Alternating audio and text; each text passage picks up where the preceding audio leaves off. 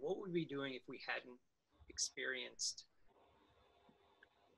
I don't know, if we sort of like existed in a vacuum, which, you know, I think actually is maybe a conversation we've had in the past, but maybe kind of couched in what does it mean to like come from a place relatively devoid of art, or at least a kind of art that we're now invested in. What does it mean to come from that place, even be resistant to this? Becomes a conversation about high and low, becomes a conversation about access, becomes a conversation about, you know, I don't know, class, et cetera, et cetera, et cetera. I don't remember where I was going with that. Well, I mean, one thing that you're making me think about too, when you're asking about precarity and slippage and time, I mean, the other thing I think a lot about is this notion of simulation. And where I've been most recently in my work working with simulation is through role play, and not just role play. I mean, I've been working with role play for a very long time, but more specifically with live action role play. So kind of coming up with a set of constraints put onto a situation that allows us to together act out. Not even act is not even the right word, because when one role plays, you actually don't have to act necessarily.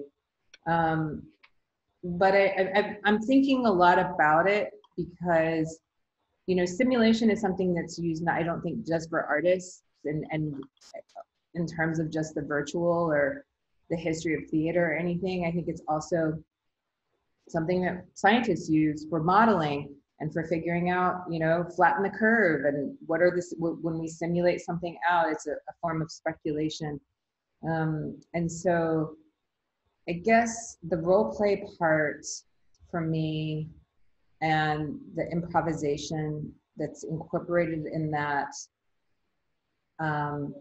has been really instructive as well, in terms of getting, so many people right now think that, you know, the virtual is moving into screens and putting on kind of head-mounted displays. And so my big question is it really, is that what makes something virtual, or is that what makes something feel more real? And I think that I'm really wanting to kind of go back to this place where we get rid of a screen and try to start thinking about what virtuality or simulation and role play can allow us when we aren't using screens or devices to kind of augment that or facilitate that. And I think that's where it gets really slippery. I mean, there's a lot of ethics around role play, right? So it seems like it's a real investigation of the kind of exact points of fusion of like kind of the different selves, like. Yeah, I mean, and I was just going to show this. I know you said for me not to really worry about showing any work, but this isn't really my work, but where I've spent all morning. So, you know, all of us are right now spending a lot of time in these boxes, but I've been really working a lot in these virtual spaces, and I'm actually finding them way more liberating because it allows me to have not this body face, and I can kind of talk to people another way. But I just wanted to I'll just share my screen quickly with it. So this is the Carson Center, which I framed earlier where I work. And this is where I'm going inside right now. So this is it in a 3D model. Actually, there's my coworker right now. He's in here. But I have my mic off and I'm not going to bother him. So I'll just say, hey, Ben. Can everyone see my screen? Yeah. Okay. So if you could see me right now, I probably have on, let me see if I can take a photo of myself. I'll do that in a second. But one of the things I wanted to show you is just like, so this is a social VR platform, and my students right now, we're trying to work on having virtual open studios. So kind of what we're doing a studio visit, but like, you know, we're going to do this in here. And so this is one of their installations that we then will go in. They've made this whole room with media. I'm not going to take us in there right now, but this is kind of it situated actually in the building that's down the street right now, but then we can go inside. And it just, I don't know, I just have to say that after spending so many hours in Zoom all day, when I come into this space and I hang out with my friends, or I'm going to get my friend to DJ in here in a few, on next Friday when we have open studios.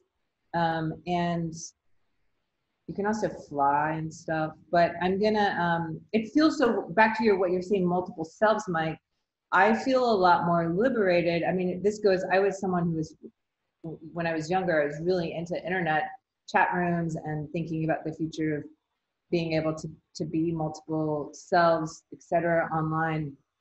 And so this kind of stuff, when I get into it, you know, really reminds me of that kind of the way it can be a more liberating space.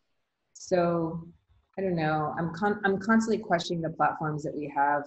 I guess I understand the reason we're using the Zoom. Everyone's Zoom crazy right now, but you know, would it all be better for our eyes and we would feel less drained and less dissonant if we were more like cartoon sketches of each other in our Zoom platforms, or we could pick other avatars to speak of, you know, because it's like, I don't know, it's something I'm thinking a lot about right now in this moment of how can we still be together but not be so exhausted, etc. So just wanted to share that because I've been working